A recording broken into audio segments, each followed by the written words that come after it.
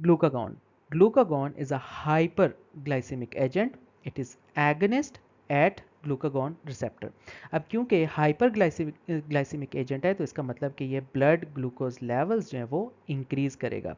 This is exactly the opposite of insulin. तो insulin और glucagon आपस में उल्टा काम करते हैं. अब ये ग्लूकागॉन काम किस तरह करता है? वेल जो जी प्रोटीन कपल रिसेप्टर होगा उसमें जो जी एस स्टिमुलेटरी जी प्रोटीन है उसके साथ एडिनाइलेट साइक्लेज अटैच है. ये इसको जाकर स्टिमुलेट करेगा, एक्टिवेट करेगा, बिल्कुल इसी तरह जिस तरह एड्रेनालिन काम करती है. सो इसकी वजह से कुछ ना कुछ इफेक्ट्स होंगे. तो ग्लूकागॉन की वजह से क्या इफेक्ट्स हो सकते हैं? फर्स्ट ऑफ ऑल जो ग्लूकोज का लेवल है वो इंक्रीज कर जाएगा ब्लड में, which is exactly the opposite to insulin. उसके अलावा ग्लूकोनियोजेनेसिस यानी formation of glucose from non sugar moiety वो इंक्रीज हो जाएगी, ज़्यादा ग्लूकोज बनना स्टार्ट हो जाएंगी. ग्लाइकोजिनोलाइसिस, जो ग्लाइकोजन है उसकी ब्रेक डाउन स्टार्ट हो जाएगी और ग्लाइकोजन ब्रेक डाउन होकर क्या बनाएगा? ग्लूकोज बनाएगा और ब्लड ग्लूकोज लेवल जो है वो इंक्रीज होंगे. इसके अलावा ग्लूकागॉन हार्ट रेट इंक्रीज करेगा और फोर्स ऑफ कंट्रैक्शन वो भी इंक्रीज करेगा. इसके अलावा ग्लूकागॉन और क्या करा सकता है? ग्लाइकोजन सिंथेसिस को डिक्रीज करेगा, क्योंकि ग्लाइकोजन जो होता है वो ग्लूकोज से मिलकर बनता है.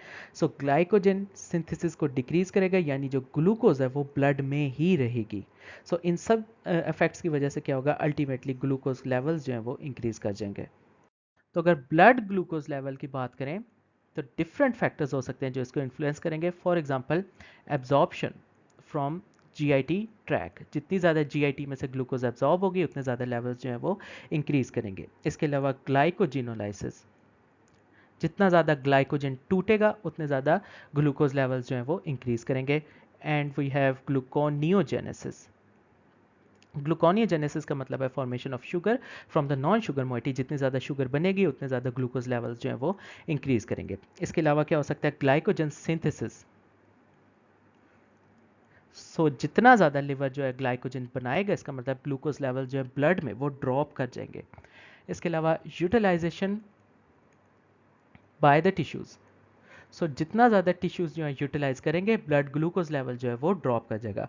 और finally we have insulin release from the beta cells of the pancreas. अब हर स्टेप के ऊपर डिफरेंट ड्रग्स लग सकते हैं. फॉर एग्जांपल जो ड्रग्स इंसुलिन को रिलीज करवाएंगे, प्रोमोट करवाएंगे, उन्हें हम कहेंगे दीज आर सिक्रेटोगॉगस. उसमें आ जाएगा ग्लाइबेनक्लामाइड, टॉलब्यूटामाइड, ग्लिम्पिराइड, ग्लिपिजाइड, रैपाग्लिनाइड, नाइट्रिग्लिनाइड वगैरह. इनको हम कहेंगे कि दीज आर सिक्रेटोगॉगस, ये इंसुलिन की रिलीज करवाएंगी.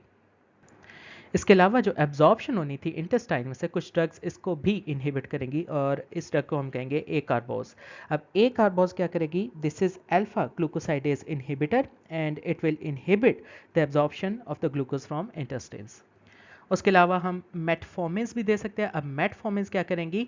ग्लूकोनियोजेनेसिस को इनहिबिट कराएंगी और प्रोमोट कराएंगी utilisation by the tissue. So metformins क्या करेंगी? ग्लूकोनियोजेनेसिस को इनहिबिट कराएंगे, टिश्यू सेंसिटिविटी जो इंक्रीज कराएंगी और ग्लूकोज के अपटेक को इंक्रीज कराएंगी. इन्हीं मेटफॉर्मिन्स को हम कहेंगे दीज आर बाइगुआनाइड्स. इन बाइगुआनाइड्स के साथ साथ हम ग्लिटाजोन्स भी दे सकते हैं, जिसमें रोजिग्लिटाजोन और पायोग्लिटाजोन. ये क्या कराएंगी? ये ग्लूकोनियोजेनेसिस को इनहिबिट कराएंगी और उसके साथ साथ यूटिलाइजेशन बाय द टिश्यू इसको प्रोमोट कराएंगी. So these are glitazones, rosiglitazone and pioglitazone. तो इनकी वजह से जो होगा वो क्या होगा? Glucose release from the liver ये डिक्रीज कर जाएगी, मसल्स में अपटेक जो है इंक्रीज कर जाएगी, सेंसिटिविटी जो है इंक्रीज हो जाएगी. उसके अलावा हम इंसुलिन दे सकते हैं. इंसुलिन क्या करेगी? जो ग्लाइकोजिनोलाइसिस था उसको ब्लॉक करेगी, यानी ग्लाइकोजन को नहीं टूटने देगी. ग्लूकोनियोजेनेसिस को भी ब्लॉक करेगी इंसुलिन. इसके अलावा इंसुलिन क्या करेगी? जो ग्लाइकोजन सिंथेसिस होनी थी इसको प्रोमोट करेगी, यानी ज़्यादा से ज़्यादा ग्लूकोज को चेंज करेगी ग्लाइकोजन के अंदर.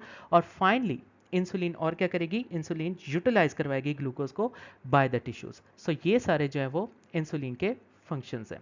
तो अगर इंसुलिन के फंक्शंस को समराइज करेंगे तो क्या होगा?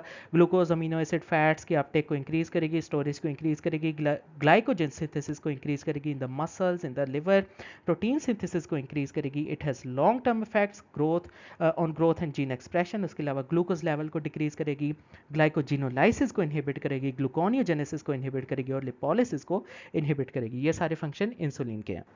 और फाइनली इस सब सिनेरियो में हम एक और ड्रग दे सकते हैं, दैट दैट इज ग्लूकागॉन। अब ग्लूकागॉन कोई एंटी डायबिटिक ड्रग नहीं है, ये बिल्कुल इसके अगेंस्ट है। सो ग्लूकागॉन क्या करेगा, this is going to increase the glucose level, ये बिल्कुल ऑपोजिट करेगा, ग्लूकोज लेवल इंक्रीज करेगा, ग्लूकोनियोजेनेसिस करवाएगा, ग्लाइकोजिनोलाइसिस ज़्यादा प्रोमोट कराएगा। इसके साथ साथ ग्लूकागॉन की वजह से हार्ट रेट इंक्रीज हो जाएगा, हार्ट की जो फोर्स ऑफ कंट्रैक्शन है वो इंक्रीज हो जाएगी और ग्लाइकोजन सिंथेसिस जो है वो डिक्रीज हो जाएगी। So glucagon is exactly the opposite of insulin. Glucagon के फार्माकोकाइनेटिक्स की बात करें तो it is a peptide hormone, it must be given by injection and plasma half life is round about 5 minutes. Clinical use hypoglycaemic emergency में glucagon use करेंगे। और emergency किस तरह बनी है, हमसे गलती से इंसुलिन की ओवरडोज हो गई है, सो उसको ट्रीट करेंगे किस तरह, ग्लूकागॉन यूज़ करके। हार्ट फेलियर हो गया, हमें पता है कि ग्लूकागॉन हार्ट रेट भी इंक्रीज़ करता है और फोर्स ऑफ कंट्रैक्शन भी इंक्रीज़ करता है। सो अगर कोई हार्ट फेलियर हुआ है एड्रीनो रिसेप्टर एंटेगनिस्ट की वजह से, फॉर एग्जाम्पल बीटा ब्लॉकर्स की वजह से, तो ऐसे हार्ट फेलियर को हम ट्रीट कर सकते हैं ग्लूकागॉन के through. Toxicity side effects glucagon के बड़े अनकॉमन से हैं। हाँ, कार्डिक स्टिमुलेशन हो सकती है ऐसे पेशेंट्स में जो कि बीटा ब्लॉकर्स ले रहे हैं या जिनको फियोक्रोमोटोसाइटोमा है। तो अगर एंटी डायबिटिक ड्रग्स को हम समराइज करें तो उसमें सबसे पहले इंसुलिन आएंगी। इंसुलिन्स में रैपिड एक्शन में लिस्प्रोस्पार्ट और ग्लूलिसिन, उन्हीं इंसुलिन्स में शॉर्ट एक्टिंग में रेगुलर इंसुलिन, उन्हीं इंसुलिन में जो इंटरमीडिएट एक्टिंग है उसमें एनपीएच। एनपीएच का मतलब है न्यूट्रल प्रोटामीन हैगिड्रॉन, जिसे हम आइसोफेन इंसुलिन कह सकते हैं। और लॉन्ग एक्टिंग इंसुलिन्स में आएंगी ग्लाजीन, डेटामियर और डेग्लूडिक। उसके अलावा कुछ और ड्रग्स हैं, उन्हें हम कहते हैं दीज आर सिक्रेटोगॉगस, यानी ये इंसुलिन की सिक्रीशन को इंक्रीज कराएंगी।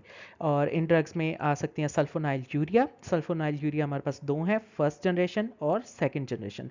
फर्स्ट जनरेशन में क्या आ सकती हैं, टॉलब्यूटामाइड, टोलाजेमाइड और क्लोरप्रोपामाइड। और सेकंड जनरेशन सिक्रेटोगॉगस सल्फोनाइल यूरिया में आ सकती हैं ग्लाइब्यूराइड, जिसका दूसरा नाम है ग्लाइबेनक्लामाइड, और ग्लिपिजाइड, ग्लिम्पिराइड वगैरह आ सकती हैं। Then we have meglitinides. Meglitinides में रैपाग्लिनाइड और नेटिग्लिनाइड आ सकते हैं। उसके अलावा कुछ और ड्रग्स होती हैं, उन्हें हम कहते हैं बायगुआनाइड्स। बायगुआनाइड्स में मेटफॉर्मिन, और मेटफॉर्मिन हम पॉलीसिस्टिक ओवरी डिजीज में भी दे सकते हैं।